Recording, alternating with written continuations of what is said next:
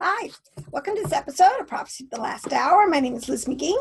I have a teaching and it's winter. I just want to say a little bit, you see my background. I want to say I'm a watercolorist by day, voracious Bible student at night or whenever. But this is what my terrain is like. We're in a huge cold snap. So I think a lot of the country is right now. It's very interesting. But this is apropos of my environment right now, but I am not outside, no. So I want to say that I'm kind of charged up today, so we'll see. But I am going to go into a realm, or again, pursue a few more deeper, some topics that I've been, trying to figure out and disseminate. But we are coming up, I'm convinced now. I mean, it's taken my whole life to get to this point.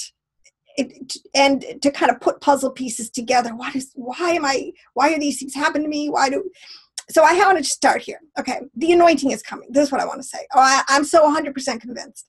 There is the most powerful anointing that the world's ever seen is coming on the elect of Yahweh, the sons of Elohim, and it's totally going to change the playing field. This has been prophesied.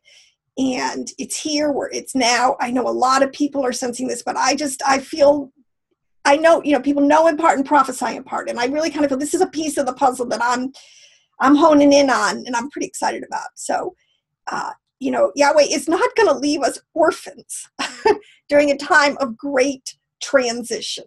He has promised that he will come with power. So let's see if I can articulate how I think this thing might play out a little bit. But I had, I think this was in my teen years. I have had numerous visions and spiritual experiences, and I'm not trying to say anything to puff me up, but the thing is, these things have happened to me, and I'm part of it to convince me that there are other realms. I mean, I'm a sound-minded person, I basically believe, and I don't think I'm crazy. And there's tons of testimony all over in the scriptures and everything that there are realms that we're dealing with besides the ones that we can see. So one time I had this vision where, and it was just so strong, and I saw myself in a boat, going with a bunch of people, and I was sort of in the front, and we were going somewhere. And how you kind of, like the figurehead, you just sort of stand at the front of the boat as it moves through the waters. It's a great place to be in a boat. And I remembered this sense of being on an incredible mission. I was filled with purpose and power and authority because I was on a mission to accomplish something. And I knew that this was a mission impossible. There was nothing that was going to thwart it. I could do this. And all the people on the boat, we were like-minded. We were going to accomplish this thing. And I had such a sense of this power and authority. And I had a sense that didn't matter. I mean, if a bullet, whatever came at me, I could put my hand up and stop a bullet. I mean, that was like, in for years, I'm like, oh my gosh, this is like, you make movies about stuff like that. There are movies, this is what the Mascheich guy, whatever, But as I'm beginning to understand that there's a potential, there is a season of such power as this thing wraps up that has been promised and I believe will be manifested and by the sons of Yahweh with our commander-in-chief, Yashshua HaMashiach. So the thing is, we have got to get up to speed. See, this has always been in a lot of my YouTubes, we have to get, this is a season of insane downloads from the Ruach, if you want it. And you got to get oil in your lamp. You have to begin to kind of tool your mind about, we've had so many lies come at us, misconceptions, bad translations. We have so much bad theology and demonic doctrines. You really have, this has been a season to kind of work on it. Now, the thing is we're getting to a place where it's getting so crazy. It's getting so thick darkness and gloom, where it's getting really hard to separate now, the light from the truth. I'm kind of in gray, everything, because it purposely, prophetically, are using a visual. The gray zones are going. There's insane grayness now. It's very hard sometimes for people who haven't been tracking this for a long time to discern some of these things people are saying today. But the grayness is going, it's going to be pretty much black and white. And, this is, the grayness represents the valley of indecision. Everybody's like, well, I don't know. and you sit on the fence and well, it could be this, it could be that. Well, and that's a gray area. Well, the gray areas are going, and you're going to be in a certain place, and it's going to be, you're going to have to pick a side, and you're going to be at a place where you're going to be equipped with what you got. So, I mean, if you're not putting on armor and doing all these things, is about to be ready to take your stand in that day, unfortunately, you're just not going to be able to stand. But it's quite a logical progression of concepts to say that it's like any soldier who goes into battle. If you don't train yourself physically, mentally, and spiritually for what's coming, and if you don't put on the armor, and if you don't you're not going to be any good. All right. So this is that's why there will be great carnage in this time. That's why the Bible talks about, because a lot of people will not have enough faith, enough understanding of the spirituals of what we're dealing with to protect themselves and their families from, natural disasters and catastrophes and famines and these things. Because I'm going to tell you, there's going to be a lot thrown you can see this today. There's a lot of things being thrown at the human race. We're combating some really serious things. Well, it's only going to ramp up some more. So you have two choices at this point. It's like you could be getting filled with snake oil, the serpentine, the lies, the venom of asps, the venom of serpents, false wisdom, these things, or you can be filled with the Holy Spirit, the Ruach HaKodesh, which is really, it's true revelation and knowledge and discernment from the Godhead. So this is really what's been going on, and most people are in the middle, just clueless, living their life totally for the pleasures, the cares, and the things of this world. But on both sides, there always has been that two sides have really been a little more in the know. The Luciferians have always known what's going on, and they've been planning their battle plans, and you have had sons of light all through the ages. And there's been at different times more and more, like when the time Yashshua came and he regave the keys to the kingdom, and he really raised up a generation and an army, starting with the 12 apostles and other people who understood it and marched out into the world, and really within 100 years, totally a spiritual nuclear bomb really is what had happened, just hit the planet. But unfortunately, got sidetracked. But here we are again. This is the knowledge. See, this is what Enoch said. This is my second point. When Yashshua came, though, there was great excitement. There was unbelievable power released. People were being, raised from the dead and healing and miracles and all sorts of things. But what happened was there's a lot of components to the war that Yashshua is in. In Revelation or prophecy is one of them. It wasn't time for the final restoration. We still had 2 more days to go. This is something I think the early church, they were a little bit all over the place. They just, they had seen Messiah ben Joseph. I have done teachings. You have to understand there are 2 incarnations. Messiah, he comes, it's what I call the first coming and the second coming. They wanted, and someone thought he was going to come again right away. It was hard to figure out. But it's, history, let's just look at history. He hasn't come, so we got 2,000 years. And that's why the prophet Hosea said, for 2 days, he will restore us. It's exactly what's been going on. The Jews even call this the time of the Messiah, the time of the Messiah. And but on the 3rd day, he will revive us. And that's what we're coming to. We're coming to the beginning of the 3rd day, which is the promise of the manifestation of the sons of God, the sons of Elohim, and we will fight with him and tip the balance on this thing. So what are we going to be fighting? Oh my gosh. Well, I don't know. I have a few clues. So I'm going to start with, this is the knowledge that's coming to the elect today. This is what was prophesied to happen. The understandings of Enoch, that's why all this in the Dead Sea Scrolls, this is all very prophetic. And I've told people before, I read and study deeply the Dead Sea Scrolls. This is a pivotal piece of the puzzle, the information that is in these texts.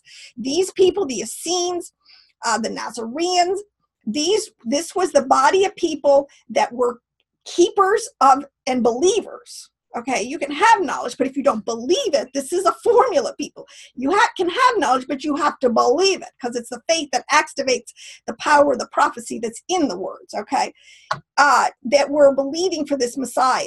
that had been prophesied, and Judah was hunkered down. There was a remnant in Judah who believed their promises, were keeping their writings together, were obeying Torah, keeping a pure bloodline, doing all these things, and that was the Essenes.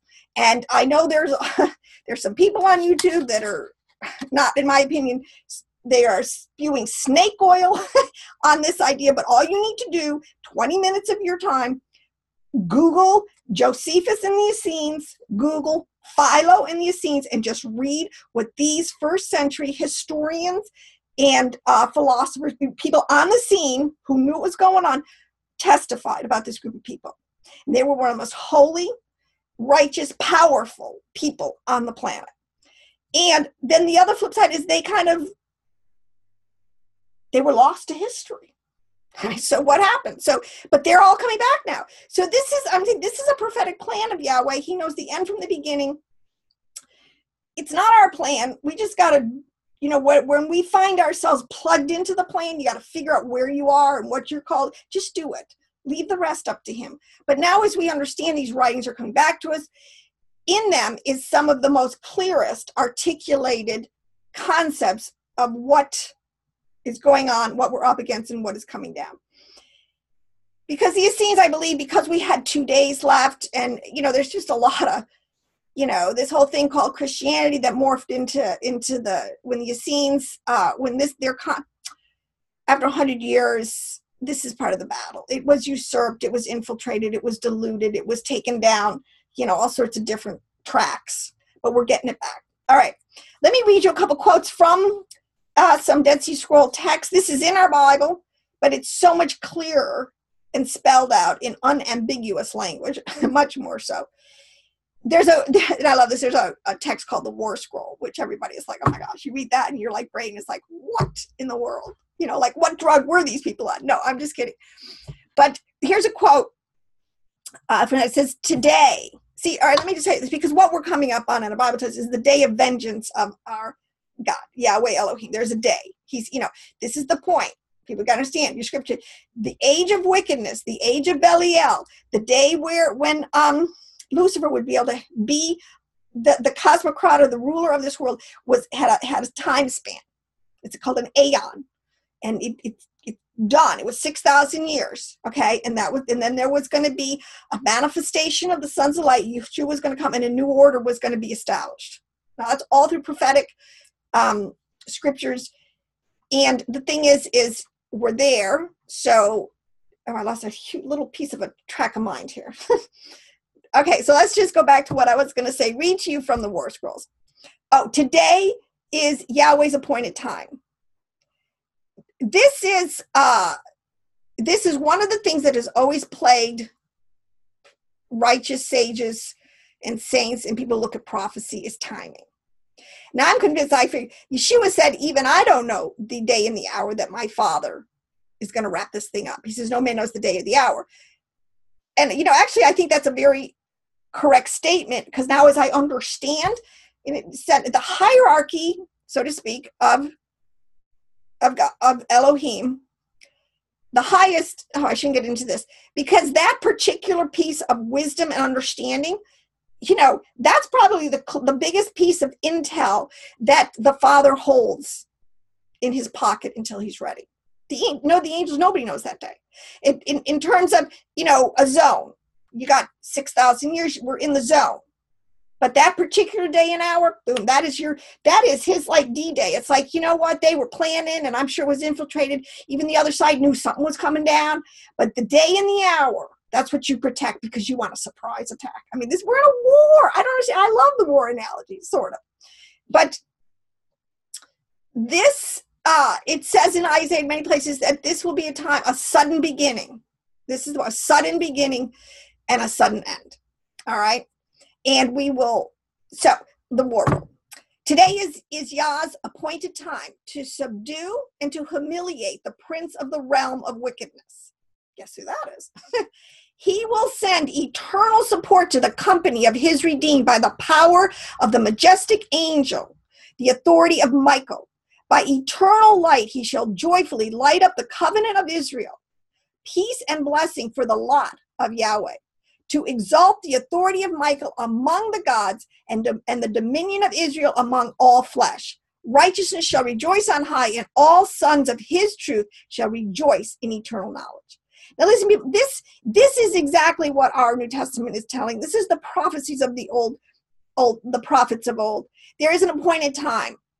And I can't, this is really deep, and I know people, I don't want to scare people away with some of this stuff. Yeshua, and I'm going to get into this a little deeper, he wears a lot of hats, okay? I mean, he's not just, we know he's the Son of Man. I mean, he came in flesh, and he submitted himself as a fleshly being to an insane horde of evil people and evil demons, okay? For a specific prophetic purpose, and praise Yah, he did. But Michael is the Prince of Israel. That's his archetype of Yeshua. He is the one who is going to fight the battle and win the war. He is at the head of the army. That's extremely important. We have a head. We have a chief. This is what it's saying. Everything that we do has to be done under the authority and the commissioning of that chief. Very important concept. Because when you start dealing with spiritual power, this is the point. And this is what we've seen be shipwrecked so many times. If you don't keep it under the power and the authority and the full submission, and keep your marching orders straight from on high, it's a mess. But he will send eternal support to his redeemed of the power of the majestic angel. That is us. We are called the sons of light. In the Dead Sea Scrolls, you would see there's a constant I want to say binary, but dualistic war or tension that's always going on between the sons of light and the sons of darkness. Now this has been being unpacked today, the seed of the serpent and the seed of the woman, Israel, the believing remnant today, the two houses coming together, people understanding this is all Israel.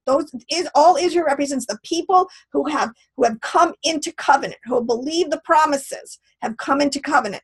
So they're eternal light, and there's this kind of the manifestation of the sons of Yahweh. We are going to receive power from on high. Is that not what it says? Daniel says, those who know their Yahweh will be strong and do exploits. I'm telling you, the exploits we're talking about are power exploits. But I'm going to get into power. It's not like we're going to start be throwing, light beams and fire going to come out of our mouth kind of thing. Oh my gosh. But, I don't want to get ahead of myself. Let me keep reading a couple of things here. It says in another Dead Sea Scroll, 1QM, at the time of the war of the sons of light and the sons of darkness, this is what it's described. It says, on that day, the congregation of gods and the congregation of men shall engage one another. And this is something that I know you have to understand. We are sons of Elohim. If you don't understand this, see, in the hierarchy of things, I'm not a man. I'm not a human. I know that's you got to understand, you got to track with this thing. I have been born again from on high. I have an inheritance. I have a reality of physicality and spirituality and my soul that is originating now from the Godhead, from Yahweh. I'm his son. All right. I am no longer under the dominion of men, and I don't have to die like men who will go down to the pit. These things are all, this is a lot of, things here, but we have to understand there are sons of light. It says in Ezekiel how Lucifer will fall and he will die like men. Men is a category, if you're the mark of the beast, if you are not transformed, if you do not have this life force of resurrection life, the new birth, you're not going to, you're in a different category. Okay, that's what I can say. I'm going to leave that one there. All right. There's another one here that says, this is where when we hear this, the saints will proclaim his glorious splendor as to frighten and terrify all the spirits of the destroying angels, spirits of bastards, demons, Lilith, howlers, desert dwellers. What we have to understand is there's a sons of light and there's a sons of darkness. And I'm going to go into, I don't know if I should do this right here, the sons of light. Let's just stick with who we are first, okay? Because let's get ourselves straightened out here. And I really believe this, people. I'm sorry. Because what's coming down, see, you got to prepare yourself because the time of really lying signs and wonders is coming. And if you don't really understand, you're going to be so wowed by this. this was the other title. I think this is the title I'm going to call it, is who is the real super, wait a minute, what do they call that? Superpower. Who has the real superpowers? Oh, I think, all right. Is it one of these, is it Superman or Spider-Man, all these things, which is really archetypes. You have to understand, the Watcher Angels came down. They taught a lot of the knowledge of how to manipulate the elements and the forces and the other sentinel beings that are out there in Lying Signs and Wonders. They really taught people groups power, okay? And this has been plaguing us and with us, but what we're going to have is the apple cart, because there will be a new group with power that is higher. See, this is the whole thing of the Yashshua. Ben Joseph had to come first because he had to fulfill all this stuff. He had to make a way. I mean, that he could offer a power base, a power source greater than what the Watcher Angels who were dominating over men could do. He had to wield a power greater. It had manifested itself in many times, through great people like Enoch, like Moses, like Elijah, and like Yashshua, but he was offering this to all the nations. So he literally, this is the part of him, he changed the playing field in the heavenlies and in different realms so that just ordinary people like you and me could enter into this. So let's talk about angels, because this is something I've been working on for a long time, and oh my gosh. And we just got to grow up and get up to speed and be able to handle this meat. I'm not afraid anymore of, all right, let's just say when Paul talks about, in the worshiping of angels, I don't worship angels, oh my gosh. Because I understand who they are. And I understand, quite frankly, in Yashshua, I am above all the ranks, all the other angelic hierarchies, okay? But we work together. We're a team. This is something the Essenes truly understood. And when you read their literature, you understand these people understood the team that Yahweh had, that he uses to combat the forces of darkness. Okay, if it was just up to you and I, we can't do it. We need a team, and we have a team called angels on our side, the good angels. But what are angels? Let's start with a couple of things. I have been compiling lists. There are 9 heavens, or different realms.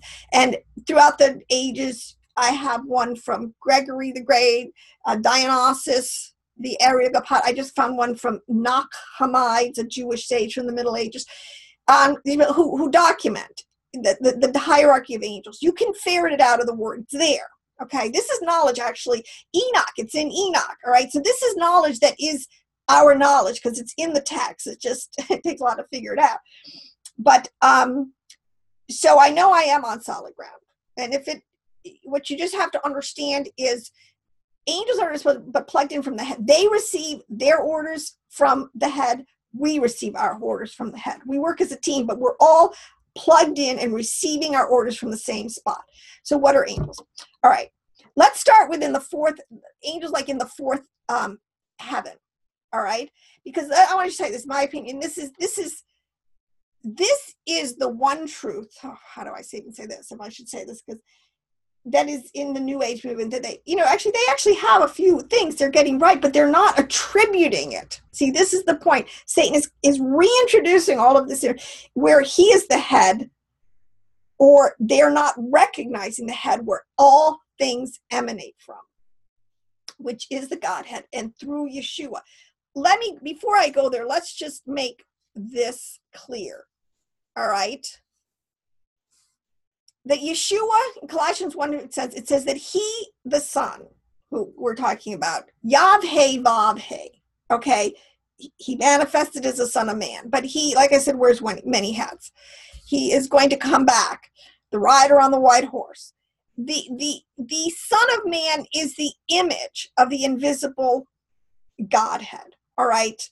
He is the image. An image is a complete archetype. An image is sort of like it's a clone, basically, in the sense, but it is an autonomous clone, all right? I mean, you take the embryo and it separates into two, okay? Are like with twins, you've got one embryo and then it splits and you get two, all right? And this is the whole concept. Oh boy, all right, anyways, so the Son is the image of the invisible. We're made in the image of Yahweh. We have some of his parts in us. We still have flesh, unfortunately, we still have flesh and we still have a soul life. But in our spiritual realm, in our spirits, the born again, we actually are his image. It's been restored totally. He's the firstborn over all creation. For in him, in Yahweh, where all things were created. Now, in this, I've been through this in some of my teachings, the all things, this is not things like, we have to stop thinking, this is going to be my point, that thing is an inanimate, non-living cosmos. The whole cosmos is totally alive with sentient beings. The whole thing, think of it like our body. The analogy is our body in a pictorial is exactly the concept that is in, he's telling us of the heavens and the earth.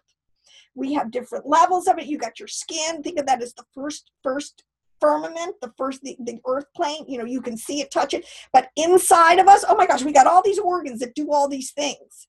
This is the whole concept of the heavens. We have electrical systems. We have biological. We have our organs. We have our skeletal system. We have systems for blood flow and all this stuff. So these are all on the inside and you can't see them. This is what it's talking about when it's always talking about the visible and the invisible realms. And he said, so he is, so when you're, and it's alive.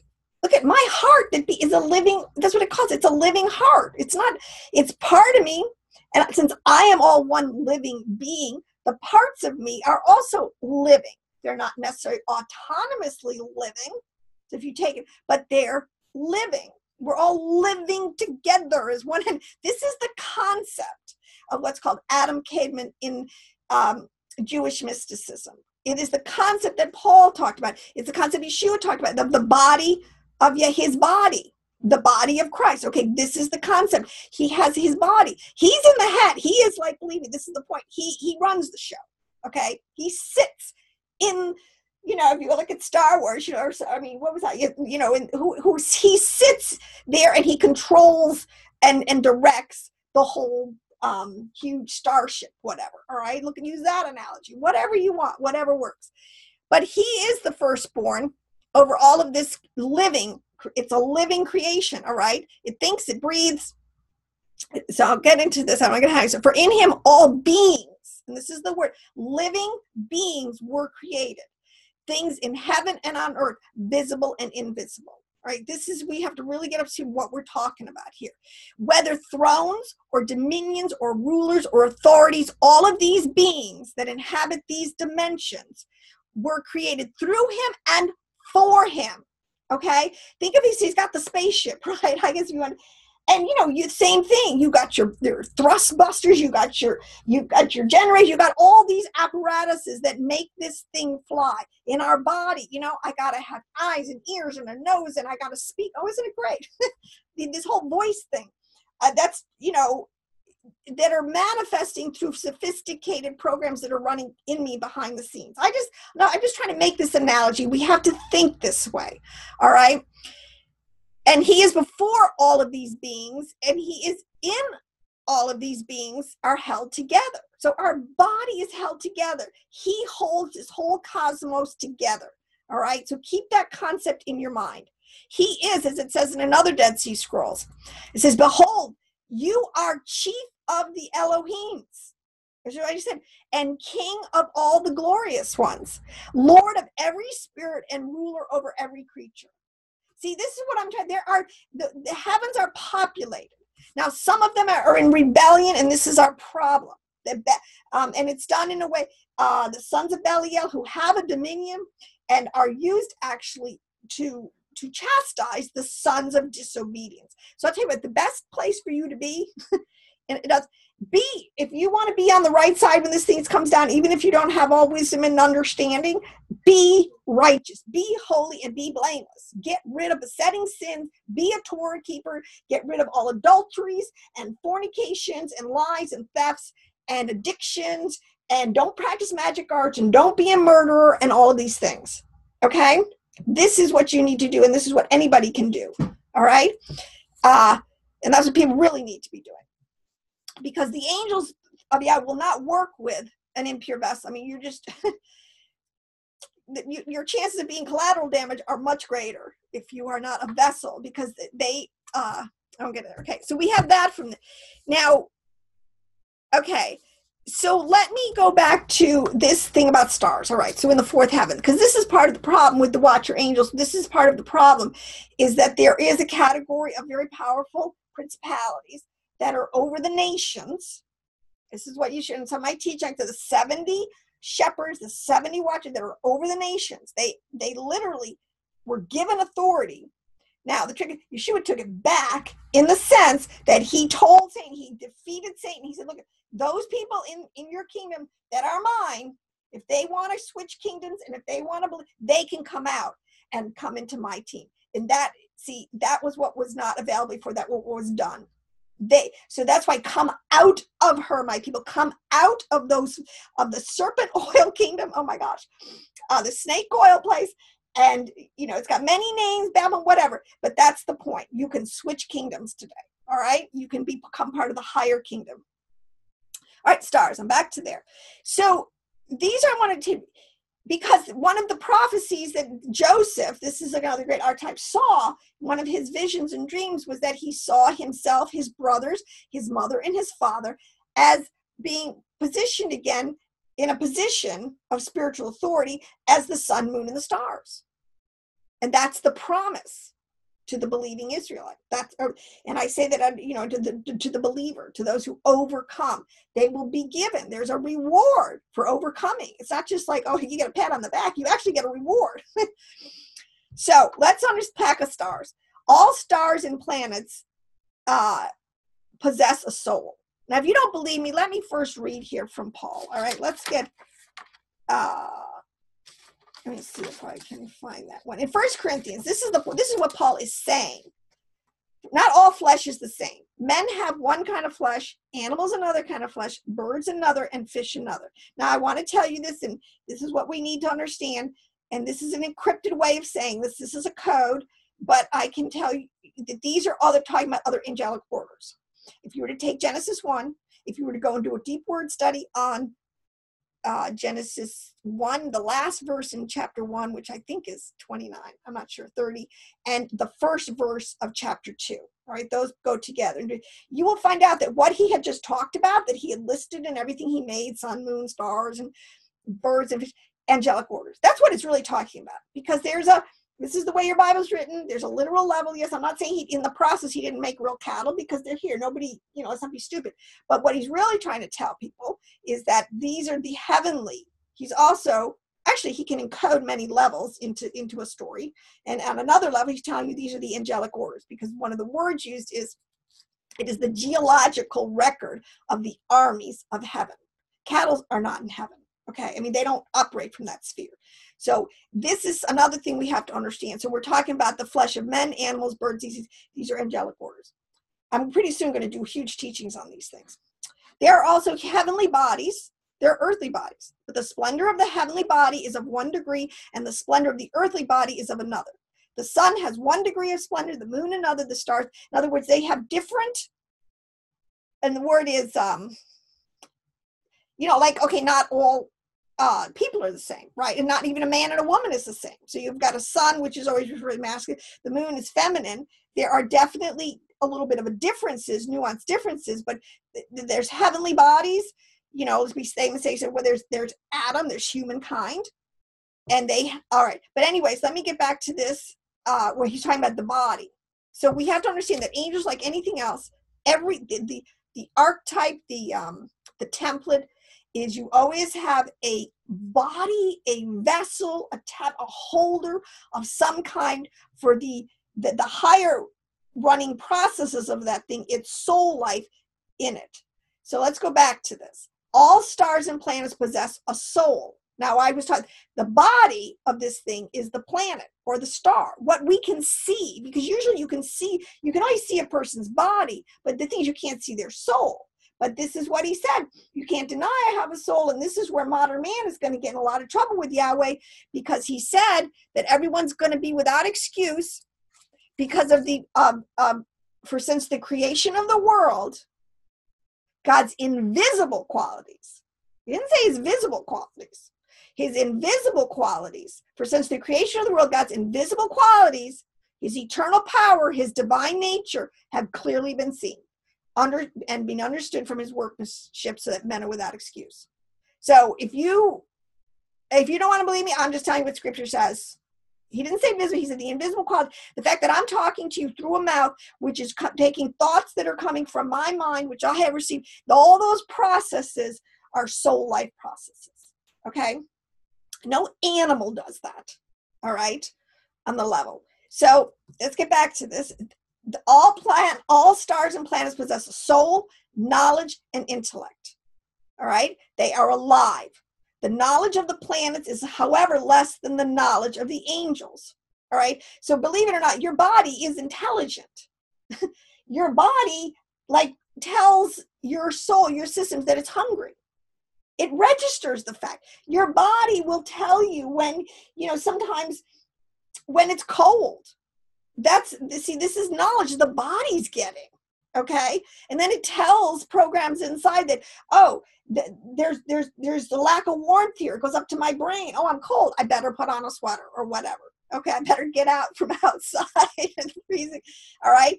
So there is intelligence in the containers, and there's intelligence in the souls. I'm just giving you, and finally, after the philosophy that the ancients understood. This is all over the text. This is all over the Bible, and this is all over Platonic philosophy. They totally understood this. The intelligences that are out there.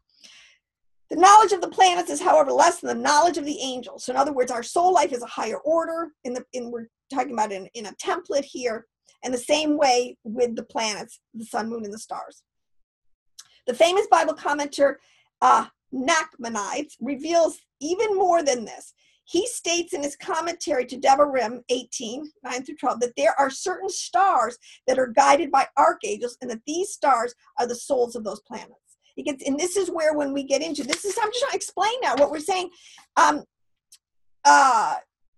where it talks about some of these, because I had a quote here. Let me see. I got so many quotes.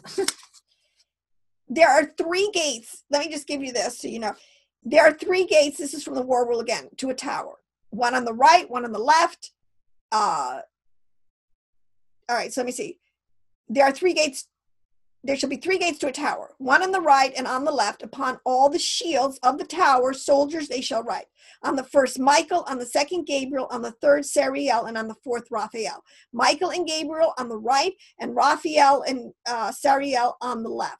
In other words, these 4 archangels refer to the 4 beasts. These are sentinel beings that are put over, because you have to send a hierarchy in everybody. Everybody's got, like, if you're a captain of 50 or a captain of 10,000, if you're a general over 10,000, you got under you captains who've got 50s and 100s under them. There's a hierarchical structure. Everything is an example of everything else. So, you can look at the hierarchy in an army. It's the same way as a hierarchy in the angelic orders on Hasatan's side and on Yahweh's side. So, I was back here about angels. All right. So the sage is saying something here that is quite profound. The planets are the bodies of the angels. This is why it trips us up, because when we read a lot of this, that's kind of what they're saying. And so it's so weird to us. We get into this true denial mode, and we say, well, it's all allegory, and it's just literature, and it's just all this kind of stuff. And we just got to grow up and get out of that, because these things have got such a plan to come at us front and center. It's just kind of interesting. So no, these are real, intelligent, sentinel beings with volition. All right. But the point is, the good ones have always been doing what they've told to do, which is, stay out there as the sun, the moon, and stars, and give us the seasons, and give us the warmth and everything that we need to live in a place of vegetation and growing and planting where we can sustain ourselves. Praise Yahweh. Because, all right, therefore the sage is saying something here quite profound. The planets are the bodies of angels. Therefore, the relationship of an angel to a planet is like of a human body to the soul within it. Both are one. We thus see that in some aspect of physical manifestations, that we see there is some aspect of physical manifestation for the angels. This relationship of the archangel to the planet or a lesser angel with a planet is accepted by numerous other rabbinic sages and others who study deeply into these matters. This was accepted in the first century church. This concept, so that's what I just told you. This is how we have to see these things. But let me tell you, saint of God, this is how Joshua could talk to the Son. He knew who he was.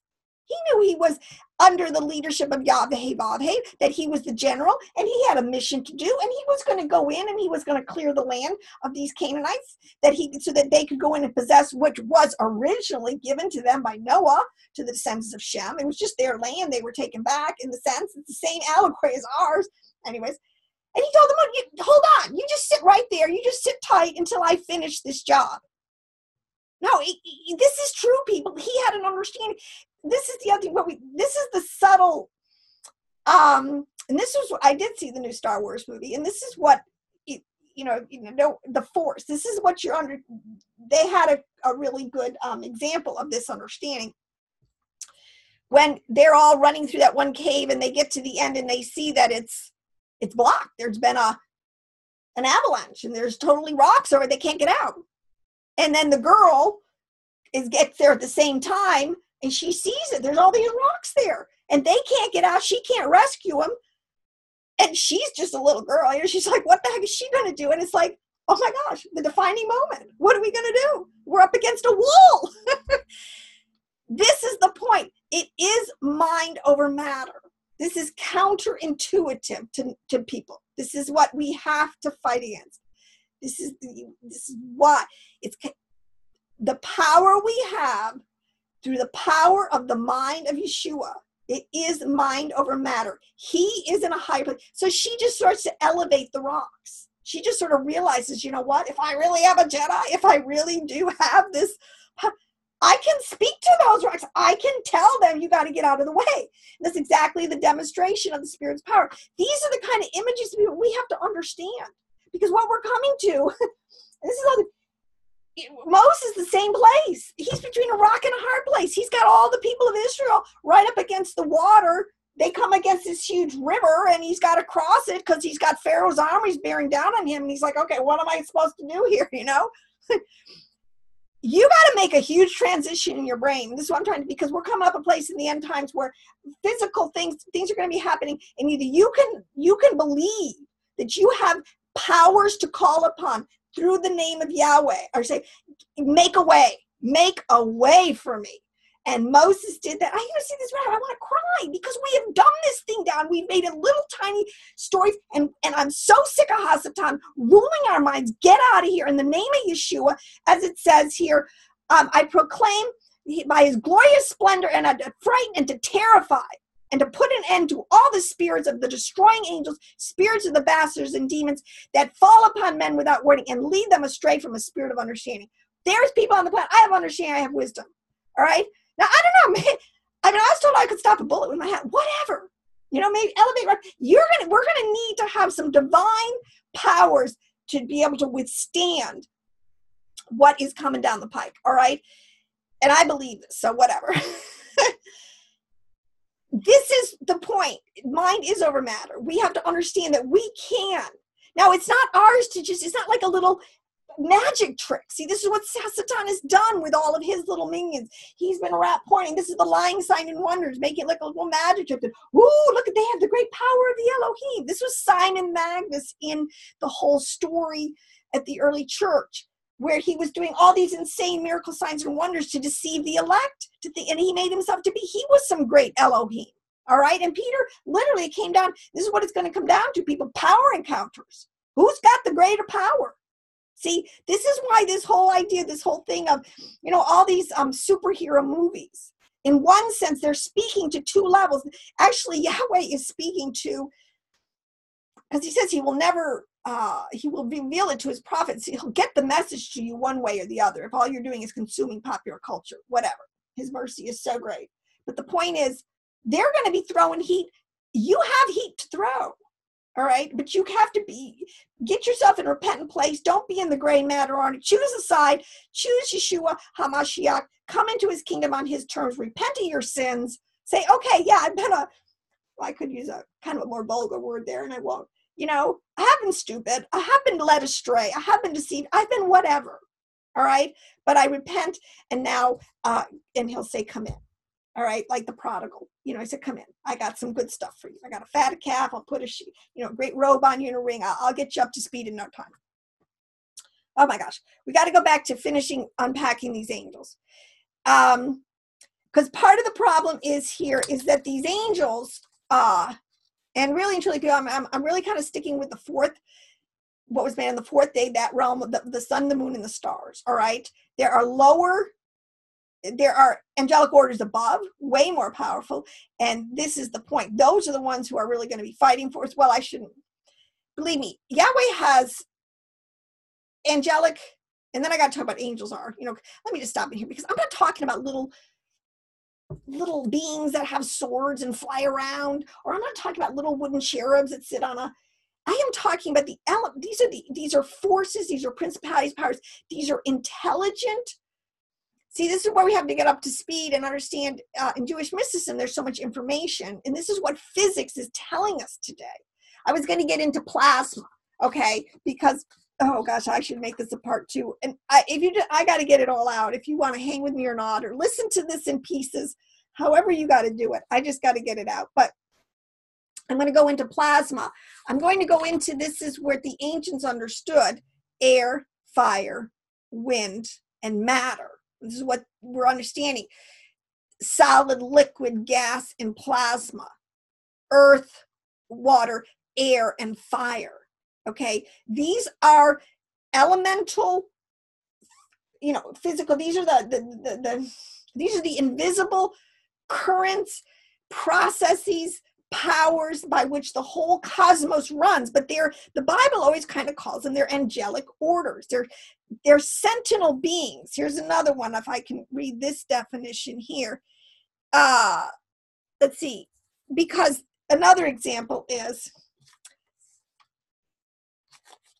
all right, here in Psalm 148:2, it says, praise him, all his angels. Praise him, all his hosts, his armies. Praise him, sun and moon. Praise him, all stars of light. Now, why would you tell someone? See, we just think that's just an arrow going. No, they are to praise him. They have voices. That's the sound that goes off. This is when you read. Yeah, they got ways to make sound. They have ability to. Oh my gosh.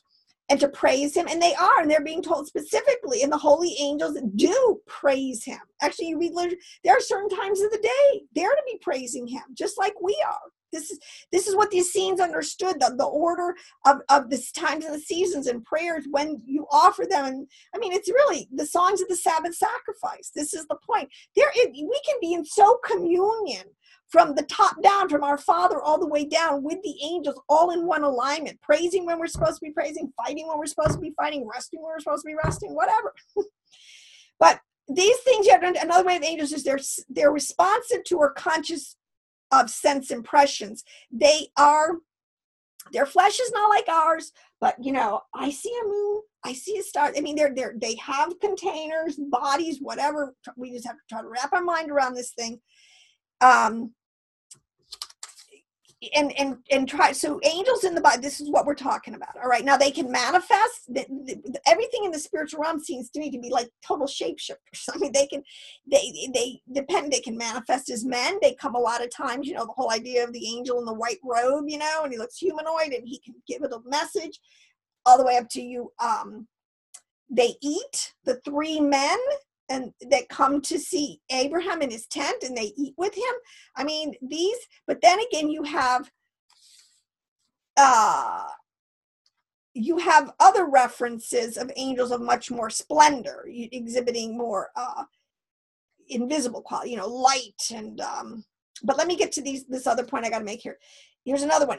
As angels are mismanaging the world, since each of them desired the sovereignty, he had come to set matters right, Yashshua, and he had descended, transforming himself and being made like as a man. All right. Now, this I went into a couple of there's a portion of these angelic orders of angels, sun, moon, stars, and on down, who have mismanaged the world. See, these are the ones that are called gods that aren't really gods, and they've been deceiving the nations, and they have been setting up all these pagan ritual practicing of drinking blood and sacrificing, to doing all these things to give them a presence and an entrance and powers and authorities, ways in which they can exhibit their powers on earth.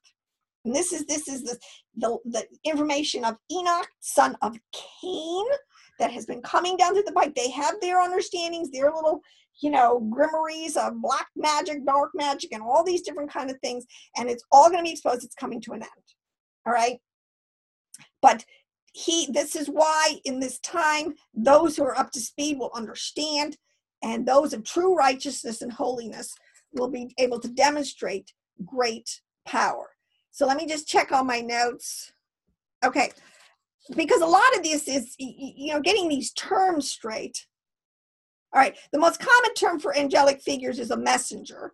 He sends his messengers, which is just one category. The word spirit is used for angels because it can be very confusing, because the translations at this point are so bad, right? And so the most common usage for angel is messenger. The word spirit is used for angels and demons, as well as spiritual qualities in human beings. So you got to figure out what's the context. What are we talking about? Other often used terms are God or gods with small g, Elam, or Elohim, small g, or sons of Elohim. There's the term holy ones, which can refer to both humans and angels. There's examples of angels as called holy ones, and there's examples of men called angels. So, you figure it out. In the songs of the Sabbath sacrifice, the angels are mediators of divine revelations. And they control natural phenomena, such as winds and lightnings, thunderings and hails and all these things, okay? On one level, yes, they do control the weather. And this is part of, see, we're having weather warfare today. There's something going on way more. Let me put it this way. The invisible are getting a little more involved, way more in our natural phenomena, okay? And we are into supernatural weather warfare. So that's why I'm saying you better be able to have enough power and authority and wherewithal and connection to the head to know when you need to hide yourself, whatever. All I can say. Because, you talk about some of the visions people have had. I don't think everybody's crazy. I don't think I'm crazy. Whatever. All right. So there's also, the angels are also referred to as glorified ones, chiefs of the realms, gods of knowledge, angelic figures that are part of the chariots of the Most High. They're all called holy beasts up in there. They're seraphim, they're cherubim. They have all these different names, and they're different. There are definitely different species of living beings that were created in these angelic realms. So all that being said, let me go into this. So here is Yashshua. So if he is the head, which he is, over all these beings, and I said, behold, he is the chief of the Elohim. He is overall, and he is king. Isn't that right? Of all the glorious ones. He is Lord of every spirit, and he's ruler over every creature. Oh, there was a point I wanted to say here. Let me see if I can find this one quote. There was a guy from the 3rd century who, Iambiculus. He was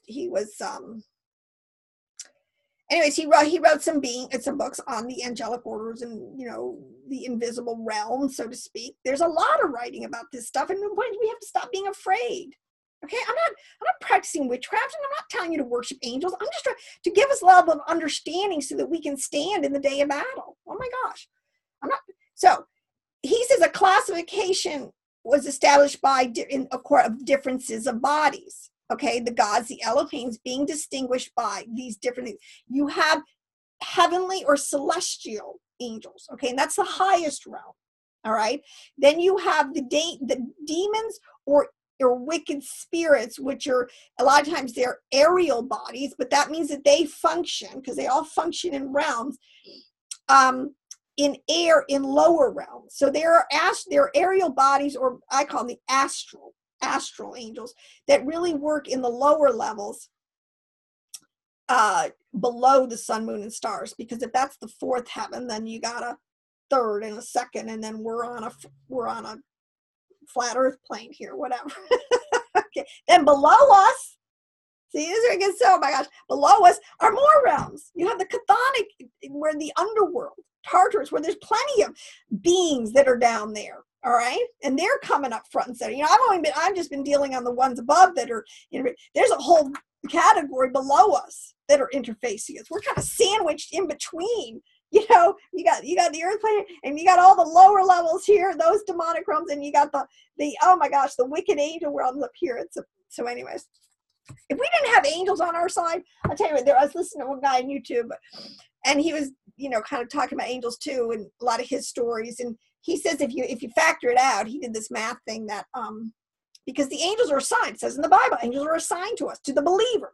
Not everybody on the planet gets angelic.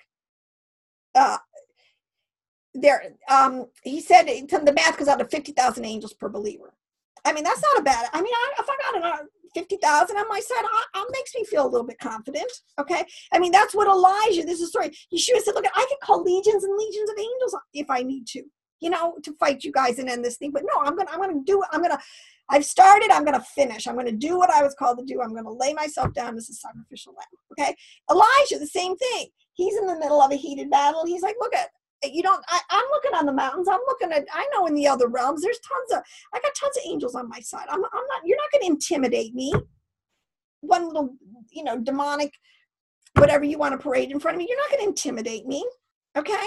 So, the class of, so I said, we have celestial or heavenly beings or angels. All right. Then you have astral or aerial, lower level astral beings or angels. Then you have souls, and I even get into souls. We're souls, basically, as a human being in this place where we are, and the animals literally below us we're souls. We're bodies that pertain to the earth.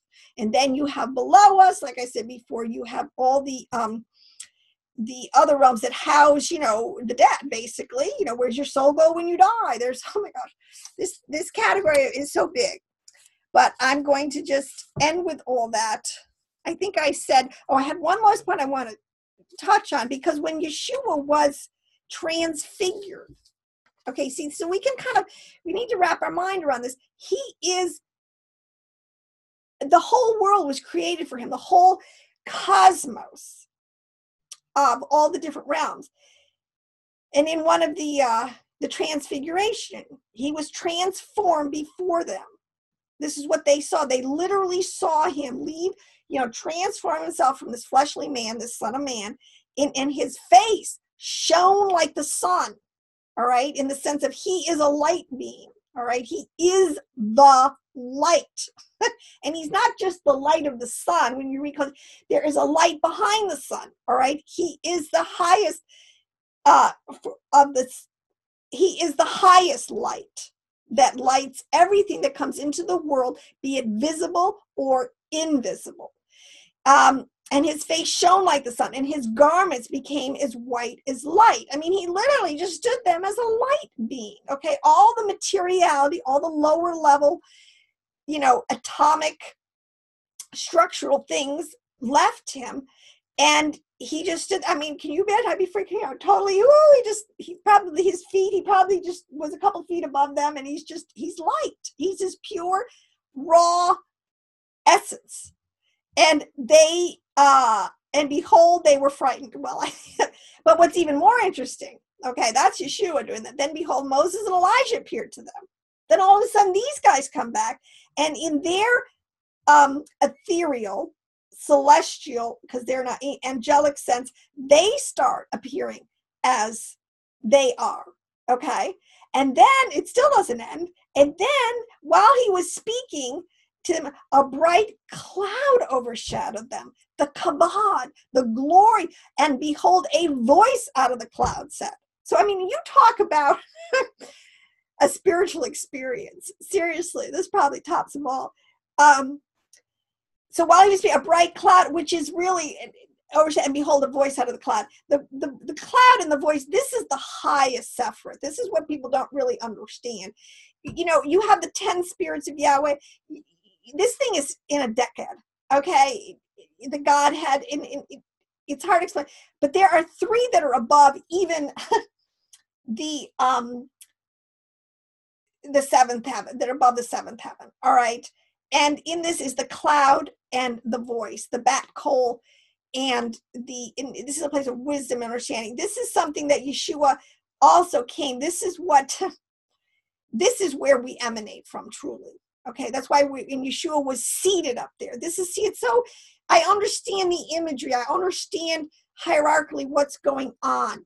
All right, even as Yahweh, he was elevated when it was all said and done. And when it is all, and he is going to sit next to his Father in the throne from the highest heaven. Okay, and rule and reign forever. And everything will be subjected to him. The whole body, the whole country will be him. I mean, it's just beautiful. The new heaven and the new earth. Okay, so that's what you see, this transfiguration going on. And he said, like, told them, don't tell anybody because they're not going to believe you, whatever. But having an experience like that, if that doesn't propel you with some kind of courage and power and authority and some, like, boy, maybe you got something, I don't know what would. So I'm just going to end quick. I want to end on this note. Let me see if I got through all of that. According to Jubilees, again, it's in Jubilees, there's angels have a hierarchy and they have different tasks. Some of the angels are created circumcised. That's what it says. One of the most important angelic characters is the angel of his presence, okay, who mediates between Elohim and men. This angel has a central role in the transmission of the law. The angel of his presence is also mentioned in a lot of Dead Sea documents in ours and in Jude. So you do have, all these references to, and this is where we're talking about Yahweh in all of his different manifestations, his power, his authority over all the realms. So, I mean, to me, I have nothing to worry about. I'm pretty confident that he can keep me and preserve me, that it is in him that I live and I move and I have my being. That's very comforting. So I did want to just end on this one note because, okay, so there was this, so as we understand, because what we're going to understand is, because the problem is Satan is going to come back with his lying signs and wonders. And believe me, if you're saying to God, don't be tricked by it. It is just really magic tricks. It's just magic tricks on that, because magic is really nothing but technology, which is nothing more than the ability to use and manipulate and make function and these incredible, like electricity, this, earth, air, wind, and fire, these different elemental, they're called the primordial systems that are out there. And, don't be tricked by it. All right. Because we serve a higher Elohim, and he has it's mind over matter, and he has even greater power and authority, and the demonstrations of the Spirit's power through the child of Yah is going to be much greater. And actually our greatest role in this thing is not going to be, doing magic tricks, making even fire come down. It's going to be saving, releasing the captives from this incredible, insanely tight bondage of Hasatan. We're going to set the captives free. We're going to raise the dead. We're going to be able to give sight and hearing to the blind. Yes, in a physical way, but also to the captive whose mind and hearts are so deep in such deep, gross darkness. Do you know that a word fitly spoken? Because Yahweh's coming to save his people. This is what it's all about. Okay. You're not like saving the angels, and you're not saving. He's here to save Israel. Okay. This is what the whole thing's been about. His sons and daughters. A word fitly spoken that can go into a person's deep darkness that's held in bondage by demons and every other horde of hell, and by a word of authority just cut all their bounds and take them out of that kingdom. It's going to make me cry again. These are our works that we're going to do, people. It's such power and authority, and I just hope I'm worthy. I hope you're worthy. I hope, anyways. My last one is Moses. I want to put a little light on this. Moses in the burning bush. We're talking about the angel of the Lord appeared to him in a blazing fire from the midst of a bush. And he looked, and behold, the bush was burning with fire, yet the bush was not consumed. So Moses said, I must turn aside now and see this marvelous sight. Why this bush is not burned up. I mean, what's going on here? Well, it was these things have always I've been trying to figure out what fire is for the longest time, because I kind of figured out early on that the fire it's talking about is not a fire just like Moses saw, even though it might look like fire, nothing's burning. It's not talking about this lower elemental manifestation of fire down in the earth where, you start a campfire and either burn things or warm things or do whatever. But there is a plasma, the category of plasma, which is fire, which is an electricity, which is much more powerful and operates in the other realms. It originates in the higher orders, okay? So what he's seeing here is a manifestation of the presence of the Lord. See, if Yeshua, and this is what Yeshua always did, is he did sort of always kind of appear. I mean, he can be anything he wants to be. Remember, he can be a man. He came as a man. He can be. He appeared to Mary Magdalene as a lowly gardener at first. Okay, I mean, he can show his pure essence of light, or he can be part of a blazing fire. He can be as an angel of the Yahweh, because see, the angels of Yahweh, or there's a whole category of angels so they're fire. So seeing that they can get burned by fire. We have to understand what we're talking about here. We're not talking about campfire. I've said this so many times. We're talking about a very sophisticated, high-functioning, angelic being who runs kind of on plasma. He's got so I was looking on superpowers, okay, because I was trying to understand this plasma when it came to me, because this phenomenon of the burning bush is exactly what some people describe as, they call it St. Elmo's fire, which is in the physical. Okay, so there would have to be a physical demonstration of this kind of concept, if it was true, that could be manifested in different realms. So St. Elmo's fire is a plasma. It's ionized air that emits a glow. But lightning is the movement of electricity from a charged cloud to the ground. St. Elmo's fire is simply sparkling, something like a shot of electrons in the air. So it's this plasma that just sort of, it's just there, but it's not not moving like electricity. It's not burning anything, okay, because it's way higher. It doesn't. And this is sort of what, to get Moses' attention, this is how Yahweh manifested to him, okay? And Moses is like, oh my gosh, I gotta go check this thing out. And then he gets close to the bush, and the bush is still like, hey, wait a minute, starts talking. He's saying, take your shoes off, you're on holy ground. So these are ways in which he has, in very coded ways, the Bible is telling us we are dealing with very supernatural beings. And of course, Yahweh is over all of the beings. So, but this is, see what is coming in, which is the whole reintroduction of the world of mythology into the minds and hearts of this whole generation. And we think it's just a game, or it's superstition, and it's still a game.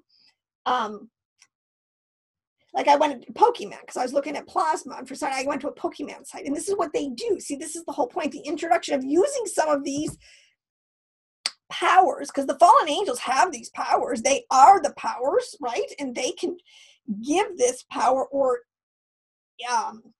possess someone who can demonstrate this power through them. So that plasma, this whole thing is they can throw bolts. They love to throw. Oh, I thought I had. Oh, here. You see these super characters, and this is what we're seeing in all these superheroes with all these powers. All right, they're fallen evil watcher angels that are parading around, and they're like, oh, we're the big saviors of mankind because look at all these superpowers we have.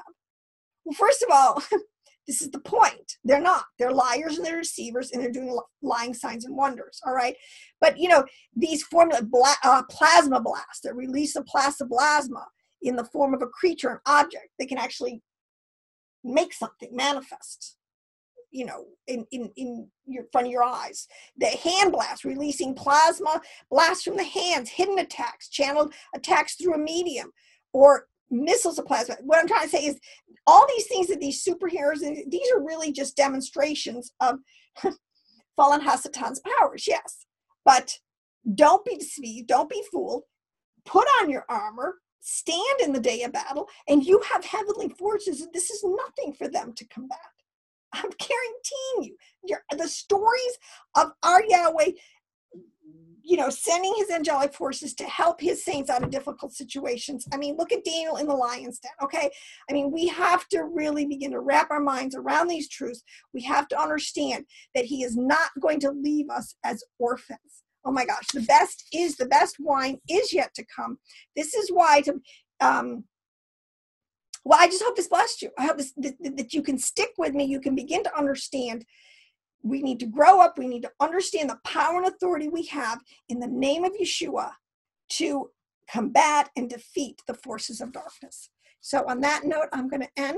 I'm going to say Yahweh bless you, and I will see you again.